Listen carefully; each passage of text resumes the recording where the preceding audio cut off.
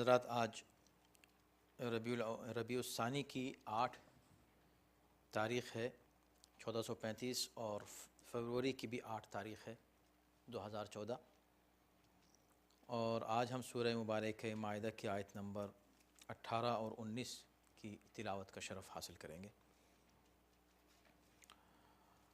اعوذ باللہ السمیع العلیم من الشیطان اللعین الرجیم، بسم اللہ الرحمن الرحیم۔ الحمد للہ رب العالمین والصلاة والسلام علی سیدنا و نبینا و مولانا ابی القاسم محمد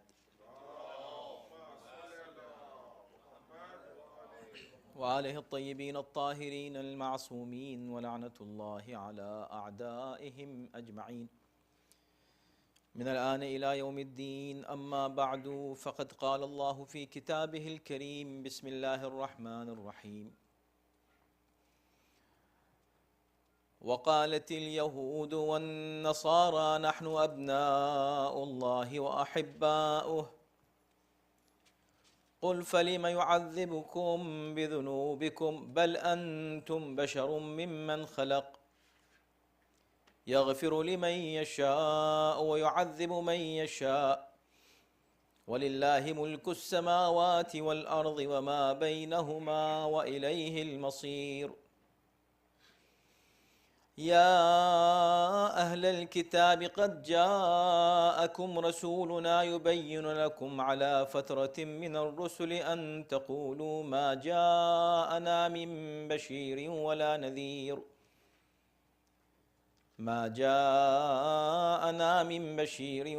نذير فقد جاءكم بشير ونذير والله على كل شيء قدير صدق الله العلي العظيم۔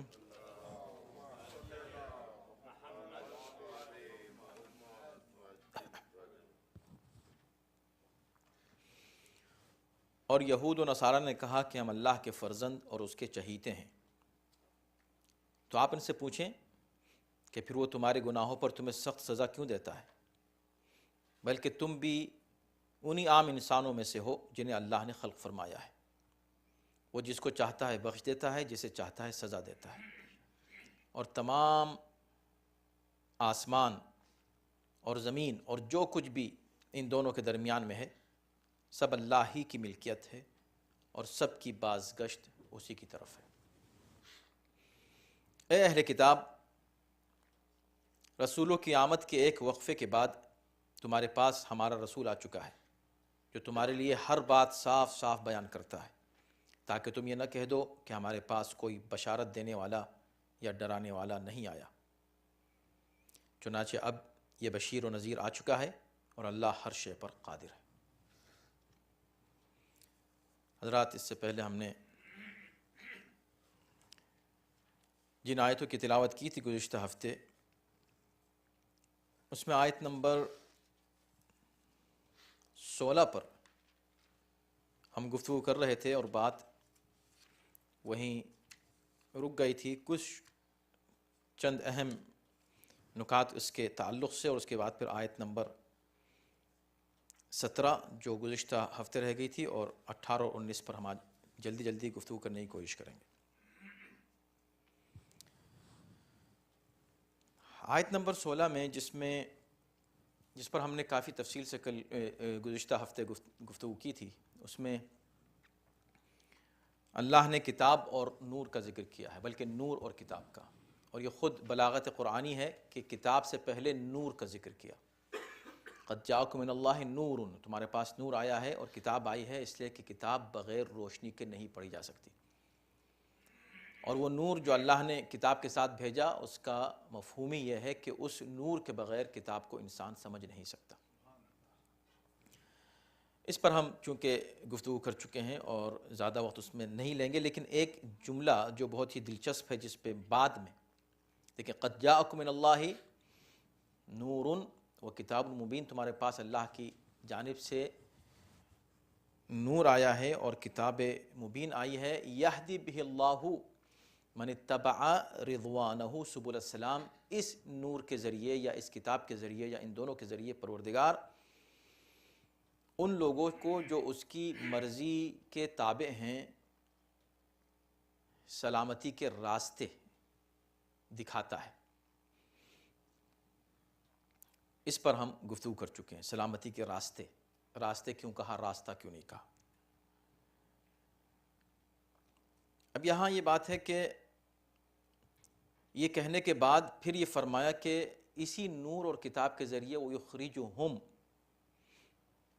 مِنَ الظُّلُمَاتِ إِلَى النُّورِ بِإِذْنِهِ، اور پروردگار اسی کتاب کے ذریعے سے انہیں ظلمتوں سے نور کی طرف لے کر آتا ہے۔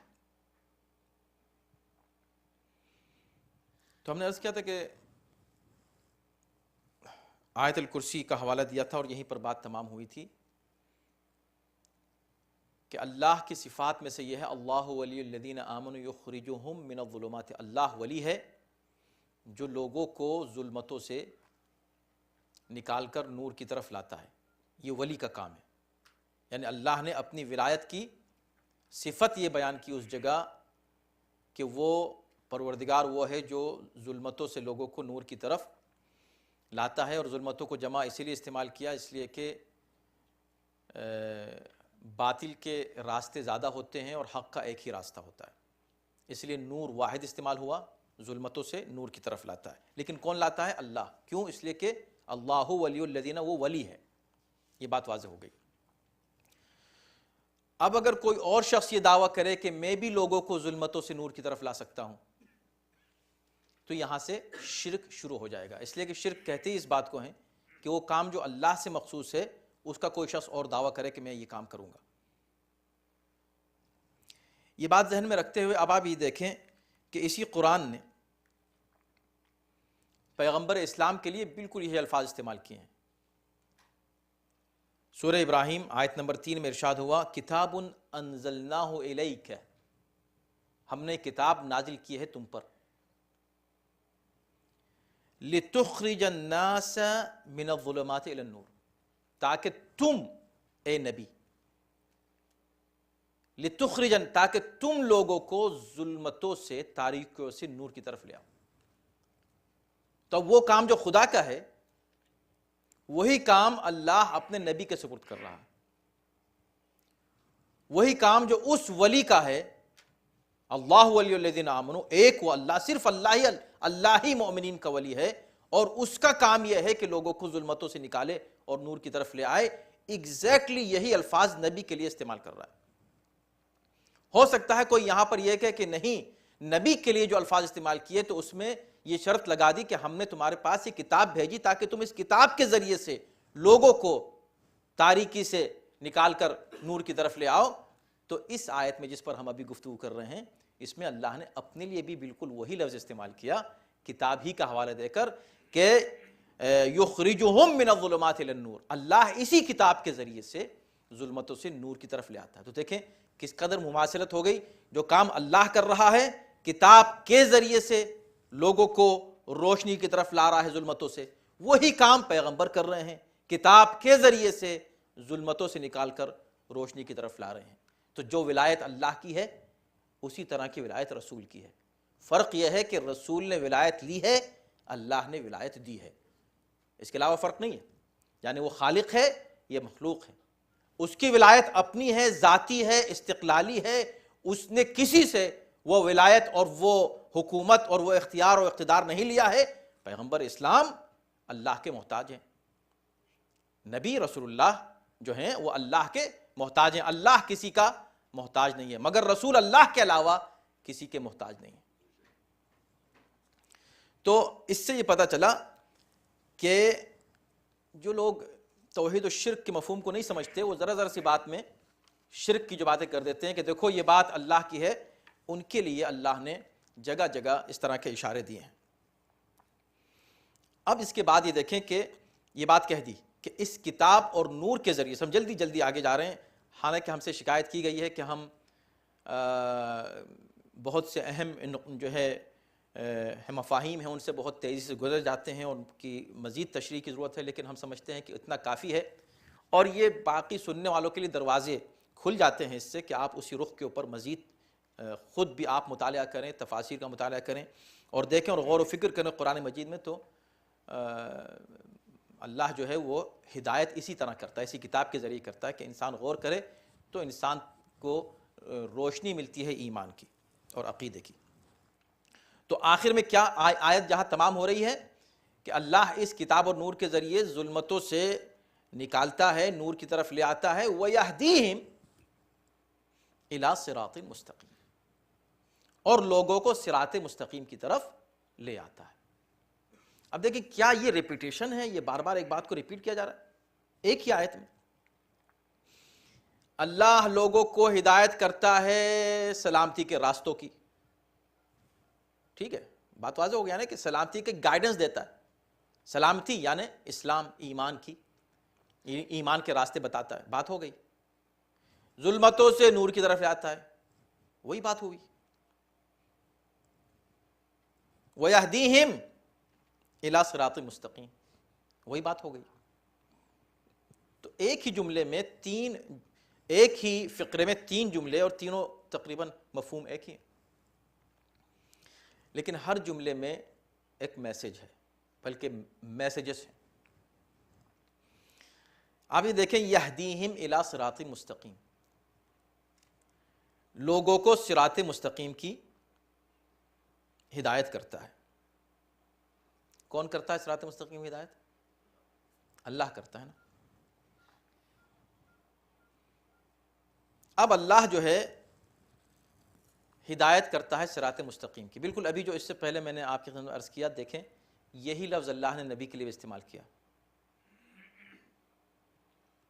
سورہ شورى آیت نمبر 53 میں اللہ کہہ رہا ہے کہ وَإِنَّكَ لَتَهْدِي إِلَىٰ صِرَاطٍ مُسْتَقِيمٍ۔ بہت دلچسپ، بس اس پہ اسی وجہ سے ہم نے کہا کہ اس کا ہم تھوڑا سا ذکر کریں، پھر ہم اگلی آیت کی طرف جاتے ہیں۔ یہ آیت اس لیے اہم ہے کہ چونکہ ہم مسلسل اس کی دعا کرتے ہیں اللہ سے، اہدنا الصراط المستقیم، تو جو بات ہم روز کہہ رہے ہیں اور روز کم سے کم 10 مرتبہ واجب سمجھ کے کہہ رہے ہیں، 10 مرتبہ تو واجب ہے کہنا، تو جب 10 مرتبہ روز ہم کہہ رہے ہیں اس کو بطور واجب، مستحب اور بھی آپ کہہ رہے ہیں، کیا کہہ رہے ہیں ہم وہ تو ہم سمجھ لیں۔ تو یہدیہم، اللہ ہدایت کرتا ہے الی صراط مستقیم، صراط مستقیم کی طرف۔ ہم اللہ سے دعا کرتے ہیں اہدنا الصراط المستقیم، اے اللہ تو ہدایت کر صراط مستقیم کی۔ کس سے کہتے ہیں؟ اللہ سے، اس سے نہیں کہتے، کسی سے نہیں کہتے، آپ کسی مولانا سے نہیں کہتے کہ ہماری ہدایت کیجیے صراط مستقیم، اللہ تو ہدایت کر صراط مستقیم کی۔ کیوں؟ اس لیے کہ ہمارا عقیدہ ہے کہ اللہ وَيَهْدِيهِمْ، اللہ ہی ہدایت کرتا ہے صراط مستقیم کی۔ اب آیت نمبر 53 سورہ شورى میں اللہ اپنے نبی سے کہتا ہے کہ وَإِنَّكَ لَتَهْدِي إِلَىٰ صِرَاطٍ مُسْتَقِيمٍ، اے نبی تم ہدایت کرتے ہو صراط مستقیم کی۔ جو کام خدا کر رہا ہے اس کی نسبت اللہ اپنے نبی کی طرف دے رہا ہے۔ اس کا مطلب یہ ہوا کہ ہدایت اللہ کا کام ہے، مگر یہی کام نبی بھی کر رہے ہیں۔ ظلمتوں سے نکال کر نور کی طرف لانا اللہ کا کام ہے، یہی کام بالکل انہی الفاظ میں ڈسکرائب کیا گیا ہے کہ نبی بھی کر رہے ہیں۔ اب یہاں اگر کوئی شخص اللہ سے ہدایت مانگ رہا ہے تو اللہ ہدایت کر رہا ہے، اس لیے کہ وہ اللہ ہدایت کرتا ہے۔ اب اللہ کے علاوہ اگر ہماری نظر میں کوئی اور بھی ہے جو قرآن کہہ رہا ہے کہ بھئی یہ نبی بھی ہدایت کرتا ہے، اگر ہم اس سے کہیں کہ اے نبی آپ ہماری ہدایت کر دیجئے، تو اس میں کہاں سے شرک ہو گیا؟ تو اگر اب ہم زندگی کے راستوں پر گائیڈنس مانگ رہے ہیں اس سے جو ہدایت کرتا ہے، تو آپ کہ نہیں اس سے مت مانگیں، اللہ ہدایت، اہدنا الصراط المستقیم، بس دیکھیں ابھی آپ نے کیا کہا، ایاک نعبد، یا اللہ بس تجھ سے تیری عبادت، وہ ایاک نستعین، صرف تجھ سے مدد۔ یہ مدد صرف کیا پیسے کی مدد، صرف ہیلتھ کی مدد، صرف ویلتھ کی مدد، صرف دنیا کی مدد، ہر چیز کی مدد صرف تجھ سے، خود عبادت کے معاملے میں مدد صرف تجھ سے۔ اور اسی لیے فوراً کہا کہ دنیا کے مسائل کو چھوڑو، اہدنا الصراط المستقیم، ہدایت کا جو راستہ ہے اس ہدایت کے راستے کو پانے کے لیے بھی مدد صرف تجھ سے، ہم صرف تجھ سے کہیں گے کہ تو ہدایت کر، تو بس تو ہدایت کرنے والا ہے۔ تو وہ جو خدا مدد کر رہا ہے کائنات میں سب سے اہم راستے کی، اور وہ ہے صراط مستقیم، اگر ہم اس راستے کے لیے خدا سے مانگ رہے ہیں، اور وہی ایک کام جو خدا کر رہا ہے وہ نبی بھی کر رہے ہیں، اگر ہم نبی سے کہیں اے نبی آپ ہماری ہدایت کریں، تو اس میں شرک کہاں سے ہو گیا؟ اور جب اس میں شرک نہیں ہو سکتا، ہدایت طلب کرنے میں شرک نہیں ہو سکتا، تو دنیاوی معاملات میں مدد کرنا تو اس سے بہت ہی چھوٹا درجہ ہے، لو لیول ہے۔ اس میں اگر ہم مدد مان لیں نبی سے یا ان سے کہ جن کو نبی نے معین کیا پھر اپنے بعد ہدایت کے لیے، اگر ان سے ہم مدد مانگ لیں اپنے آخرت کے لیے جن سے مدد مانگ رہے ہیں، اگر ان سے ہم دنیا میں مدد مانگ لیں، تو اس میں کہاں سے شرک آ گیا؟ کتنے جہل کی بات ہے اس طرح کا تصور کہ آپ اگر کسی سے مانگیں غیر اللہ کہتے ہیں اس کو، غیر اللہ نہیں ہے، غیر اللہ جب ہے جب آپ اللہ سے جدا کر کے، جدا جو اللہ کے مقابلے پر آ جائے وہ غیر اللہ ہے، وہ ہے طاغوت۔ والذین کفروا اولیاؤہم الطاغوت، طاغوت ان کا ولی ہے۔ لیکن یہ ولایت جہاں تک اللہ سے مربوط رہے گی، انما ولیکم اللہ ورسولہ والذین آمنوا الذین یقیمون الصلاۃ، اللہ رسول امام، یہ ولایت ایک ہے۔ یہاں سے آپ ہدایت بھی مانگیں اور اپنی دنیاوی امور میں ان سے طلب کریں، تو ان سے طلب کرنا اللہ سے طلب کرنا ہے، نبی سے ہدایت مانگنا اللہ سے ہدایت مانگ، کیوں؟ اس لیے کہ انک تہدی، اے نبی تم بھی الی صراط مستقیم، صراط مستقیم کی طرف۔ اب جو دلچسپ نکتہ یہاں آیا ہے دیکھیے گا آپ، میں نے حوالہ دیا ہے سورہ شورى کا، آیت نمبر 53، پھر سے میں نے عرض کر دیا، ٹھیک ہے، ضرور پڑھیے گا جب بھی موقع ملے۔ اور وہ سورہ جو آپ پڑھتے ہیں سورہ حمد، اب ان دونوں کو کمپیئر کریں، کیا دلچسپ کمبینیشن ہے، آپ دیکھیں کس قدر قرآنی بلاغت ہے اس میں۔ انک لتہدی، کھول کے دیکھ لیں اگر چاہیں، اس وقت آپ لوگ بیٹھے ہوئے ہیں، سورہ شورى 53، انک لتہدی، اس لیے کہ دوسری آیت تو آپ کو یاد ہے سورہ حمد کی، جب آپ کمپیئر کریں گے تو آپ اس کو دیکھ کے کمپیئر کریں۔ انک لتہدی الی صراط مستقیم، اے نبی تم ہدایت کرتے ہو صراط مستقیم کی، ٹھیک ہے۔ اس کے بعد کیا ہے؟ کون سا صراط المستقیم؟ عجیب ہے یہ بات، کون سا صراط المستقیم؟ اب صراط مستقیم کو ڈسکرائب کیا جا رہا ہے، بالکل جیسے اہدنا الصراط المستقیم کہہ کے آپ رکے نہیں، آپ کریں کون سا صراط المستقیم؟ صراط الذین انعمت علیہم، ان کا راستہ جن پر تو نے نعمت نازل کی، ہے نا، ڈسکرائب آپ کر رہے ہیں، آپ رکیں گے نہیں۔ اسی طرح اس آیت میں بھی سورہ شورى کی آپ رکیں گے نہیں، جو اللہ رک نہیں رہا ہے، اے نبی تم ہدایت کرتے ہو صراط مستقیم کی، یہ کہہ کہ اللہ رکا نہیں، اللہ کہہ رہا ہے کس صراط مستقیم کی؟ کون سا؟ صراط اللہ الذی لہ ما فی السماوات وما فی الارض، اس اللہ کے راستے کی تم ہدایت کرتے ہو کہ جس کے لیے پوری یہ کائنات ہے، یہ آسمان ہے اور یہ زمین ہے۔ تو اللہ نے جب نبی سے، دیکھیں ایک ہے اللہ نبی سے خطاب کر رہا ہے، ایک ہم اللہ سے خطاب کر رہے ہیں، دو خطاب ہیں، دونوں میں صراط مستقیم کا ذکر ہے۔ اللہ نبی سے کہتا ہے تم صراط مستقیم کی ہدایت کرتے ہو، ہم اللہ سے کہہ رہے ہیں اللہ تو صراط مستقیم کی ہدایت کرتا ہے۔ اس نے بھی ڈسکرائب کیا صراط مستقیم کو، ہم نے بھی ڈسکرائب کیا صراط مستقیم کو۔ اس نے جب ڈسکرائب کیا تو کہا کہ اے نبی تم ہدایت کرتے ہو صراط مستقیم کی، صراط اللہ، وہ صراط جو اللہ کا راستہ ہے، تم ہدایت کرتے ہو اللہ کے راستے کی طرف۔ جب ہم نے کہا اہدنا الصراط المستقیم تو یہ نہیں کہا اہدنا الصراط المستقیم صراط اللہ، یا اللہ ہم کو صراط مستقیم کی ہدایت کر، وہ صراط جو تیرا راستہ ہے، نہیں۔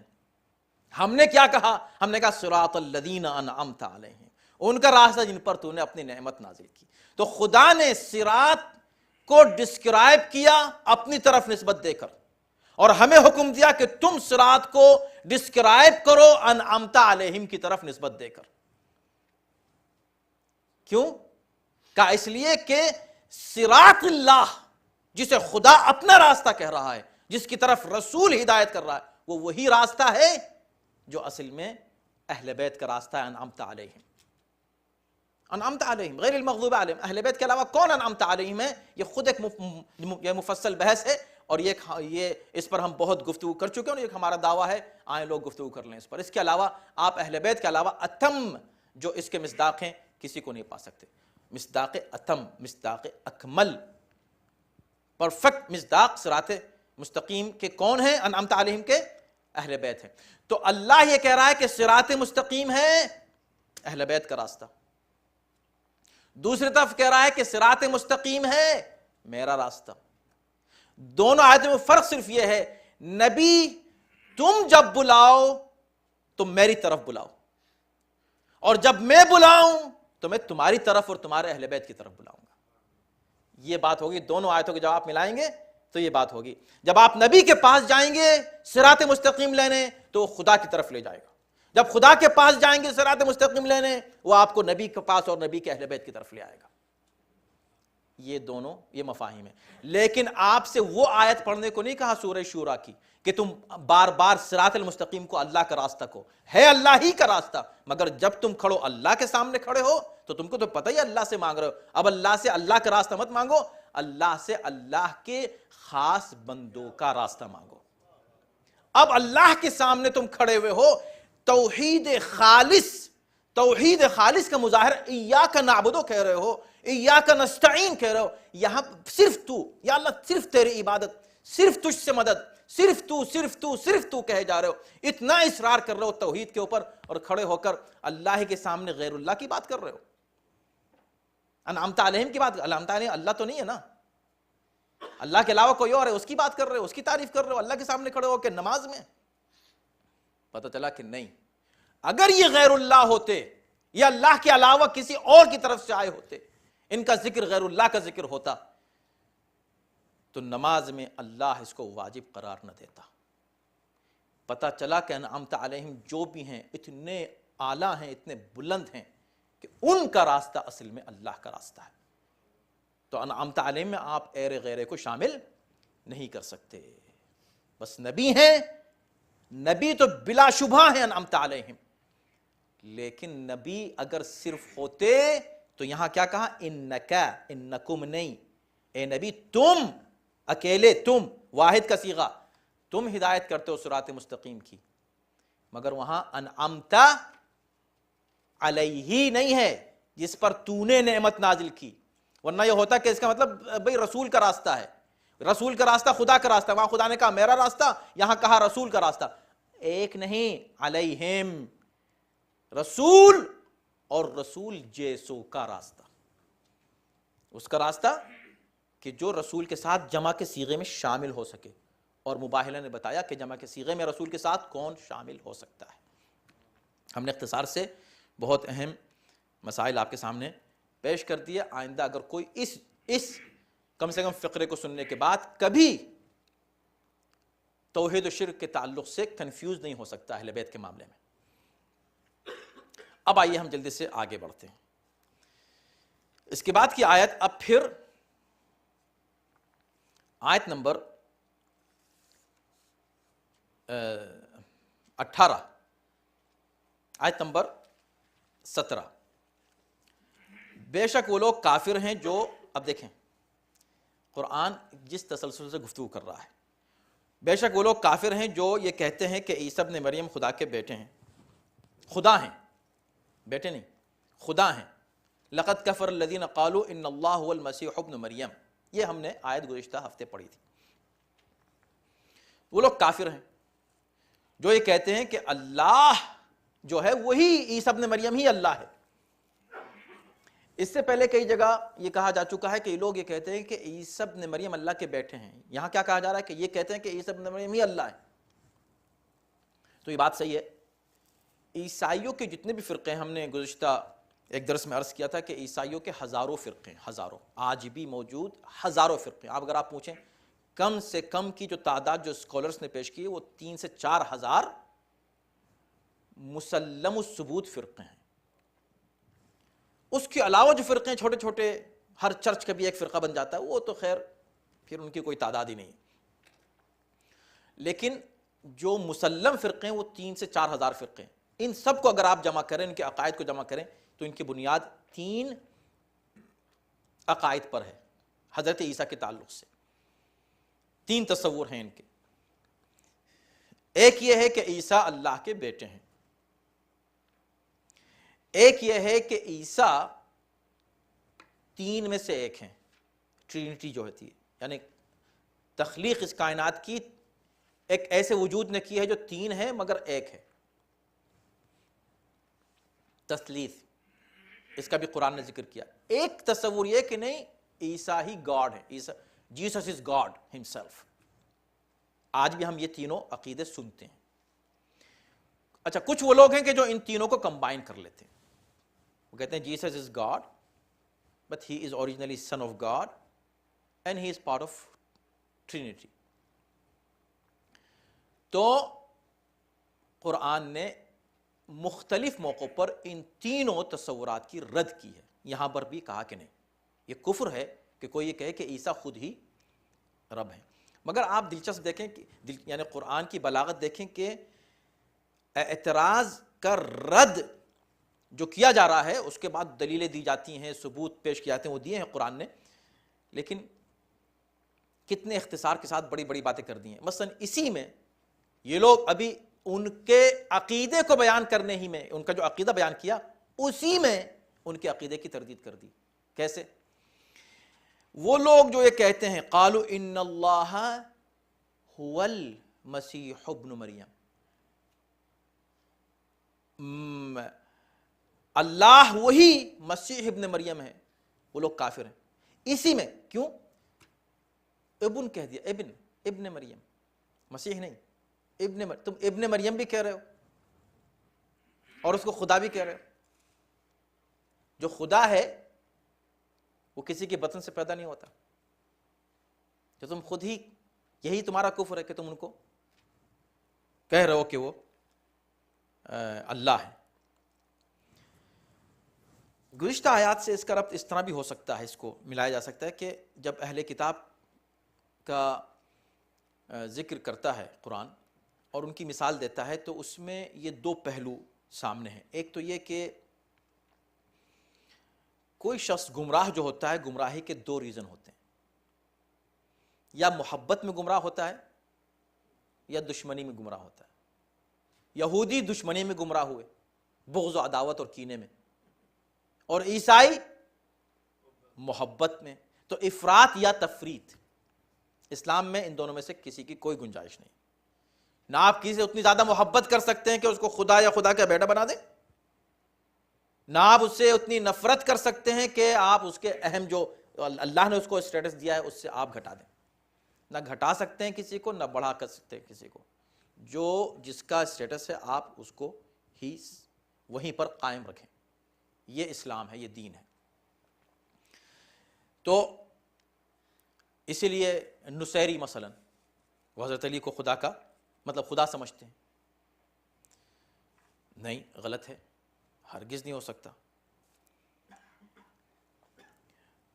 فمن یملک من اللہ، اب یہاں یہ دلیل اللہ دے رہا ہے کہ یہ قرآن دے رہا ہے. اس دیکھیں جملہ ہے قل فمن یملک من اللہ شیئا ان اراد ان یہلک المسیح ابن مریم وامہ ومن فی الارض جميعا وللہ ملک السماوات والارض وما بینہما. اس جملے میں 7 دلیلیں دیں، 7 کم سے کم دلیلیں اس بات کی دی ہیں کہ عیسیٰ خدا نہیں ہو سکتے یا خدا کے بیٹے نہیں ہو سکتے. جلدی جلدی ہم بیان کر رہے ہیں. پہلی بات یہ ہے کہ کسی کا بس اللہ کے سامنے نہیں چل سکتا، جو اس بات کی دلیل ہے کہ اللہ خالق ہے صرف، اور باقی سب مخلوق ہے. بس جس کے سامنے نہیں چلے وہ صرف اللہ ہے. ایسا نہیں کہ عیسیٰ کے سامنے کسی کا بس نہیں چلتا.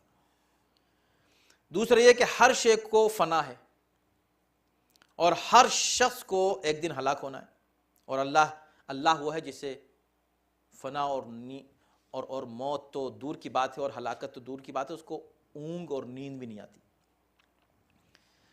ہر شخص اور ہر شے کی فنا اور ہلاکت کا سبب کون ہے؟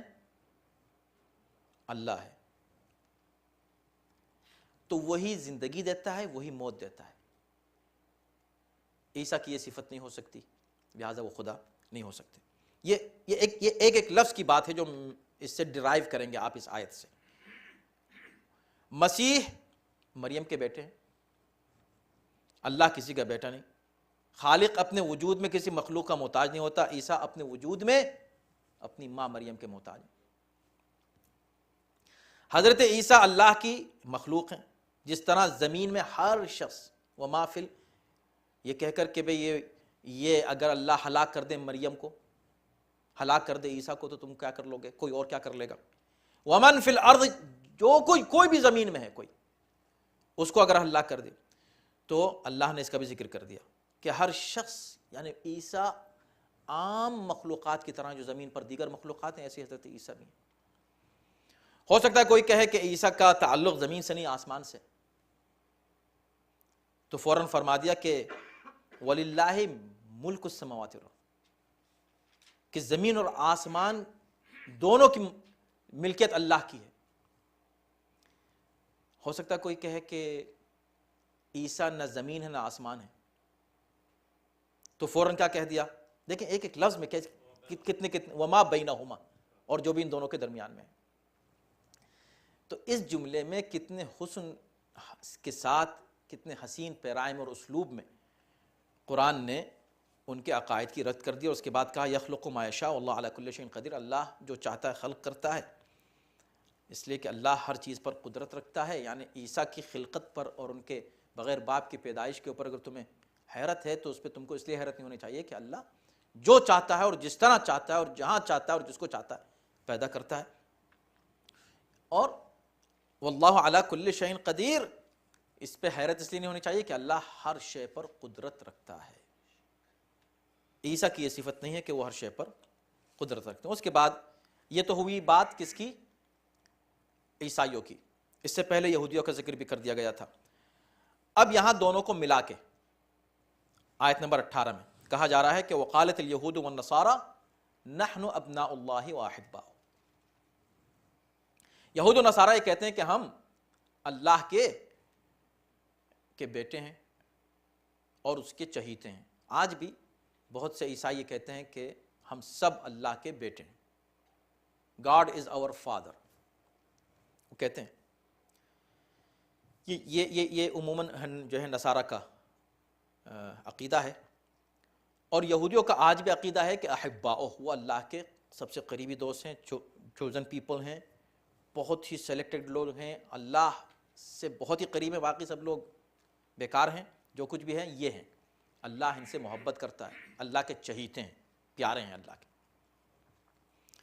اب اس میں یہاں پر اگر بلاغت کے اعتبار سے دیکھا جائے کہ پہلے یہودیوں کا ذکر ہے پھر نصارہ کا، لیکن اس کے مقابلے پر پہلے ابناء اللہ کا ذکر ہے کہ ہم اللہ کے بیٹے ہیں، اور بعد میں ہم اللہ کے چہیتے ہیں۔